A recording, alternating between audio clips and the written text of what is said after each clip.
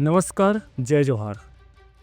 अपने इस वीडियो के माध्यम से मैं एक छोटा सा विषय है आप सबके समक्ष रखता हूँ। ये मेरे विचार हैं और आप इससे सहमत असहमत हो सकते हैं, परंतु मैं यहाँ पर बात करूँगा एक विज़न की, एक नज़रिए की बात करूँगा। सरकार किसी की भी हो, किसी भी राजनीतिक दल की सरकार हो, सभी को लगता है कि वो अच्छा काम कर रही है और सभी अपने अपने स्तर पर प्रयास करते भी हैं, परंतु उन्हें अलग बनाता है उनका काम करने का तरीका, उनका एक विज़न, उनका जो दूरदर्शिता एक सोच है, वो किसी भी सरकार के काम करने के तरीके को अलग बनाता है। सरकार को लगता है कि उसके सभी काम सही हो रहे हैं, परंतु धरातल पर आम जनमानस पे उस सरकार के फैसले का क्या असर होता है, क्या प्रभाव पड़ता है, यह भी बात सरकार को सोचनी चाहिए। कभी कभी ऐसा होता है कि हम ज़्यादा अपने आप में ऊहा-पोह में रह जाते हैं या कमोबेश हम ऐसे लोगों के बीच में फंस जाते हैं जो हमें वास्तविकता से परिचय नहीं करवाते। लेकिन जब बात नज़रिए की हो, जब बात विज़न की हो, तो एक बात जो है वो छत्तीसगढ़ में अभी अलग बनाती है, यह है भाजपा की सरकार। ओपी चौधरी जी जो प्रदेश के वित्त मंत्री हैं, जिनका एक विज़न सरकार में दिखता है।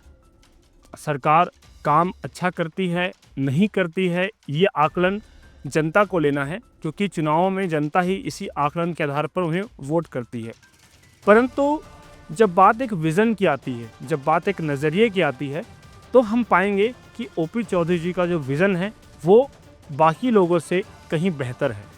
मैं हूँ तो बहुत छोटा सा कार्यकर्ता, बहुत छोटा समर्थक हूँ भाजपा का, परंतु मैं एक चीज़ कहना चाहूँगा कि इसमें ओपी चौधरी जी की जो राजनीतिक परिपक्वता है, उससे कहीं अधिक ज़्यादा जो उनकी शैक्षणिक दक्षता है वो इसे प्रभावशाली बनाती है।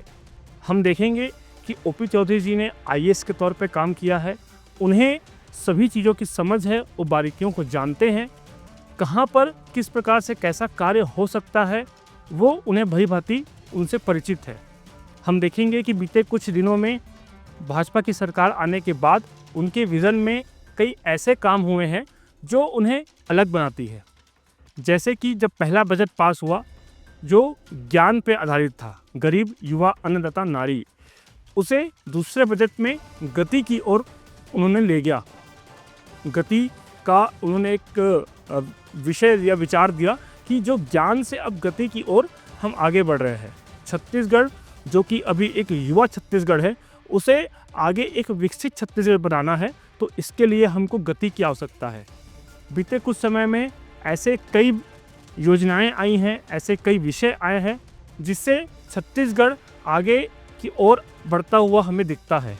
स्टेट कैपिटल रीजन एनसीआर की तर्ज पर एससीआर का एक सोच, बड़ी बड़ी जो कंपनियां हैं वो यहाँ पर निवेश करने को तैयार है, ऐसा अनुकूल माहौल देना, नवा रायपुर में बहुत सारी ऐसी योजनाओं का क्रियान्वयन करना जो छत्तीसगढ़ को विकसित छत्तीसगढ़ के रूप में हम जब सोचते हैं तो उसे धरातल पर लाने का प्रयास करती है।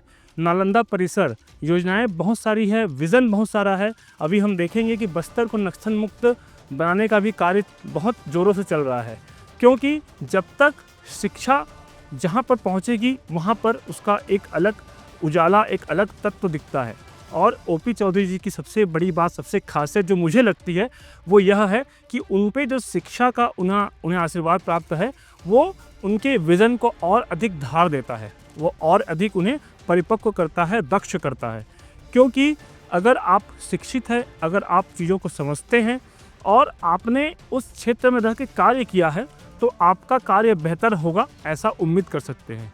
हम सभी ये उम्मीद करते हैं कि आने वाला छत्तीसगढ़ हमारा बेहतर छत्तीसगढ़ हो। यहाँ पर अपार संभावनाएं हैं, बहुत सारी यहाँ पर खनिज संपदाएं हैं, पर्यटन की संभावनाएं हैं। यहाँ छत्तीसगढ़ जो है वो पूरे प्रदेश में जो है खनिज संपदा का अपार भंडार है। इसके साथ ही ऐसे कई चीज़ें छत्तीसगढ़ में हैं जो इसे भारत का एक विशेष प्रदेश बनाती है। यहाँ के लोग मेहनती है, धान का कटोरा हम बचपन से पढ़ते आए हैं। तो हम ये उम्मीद करते हैं कि आने वाला छत्तीसगढ़ विकसित छत्तीसगढ़ के रूप में हम सभी देखेंगे और ओपी चौधरी जी का जो विज़न है, ओपी चौधरी जी के जो कार्य हैं, वो हम आगे और अच्छा होते देखेंगे। हम ये चीज़ हम एक परिकल्पना लेकर आते हैं कि ओपी चौधरी जी को अपने विज़न से भटके नहीं, अपने विज़न के और आगे चलते जाए, क्योंकि हम भी चाहते हैं हमारा छत्तीसगढ़ सुदृढ़ हो, सुव्यवस्थित हो और विकसित हो। धन्यवाद।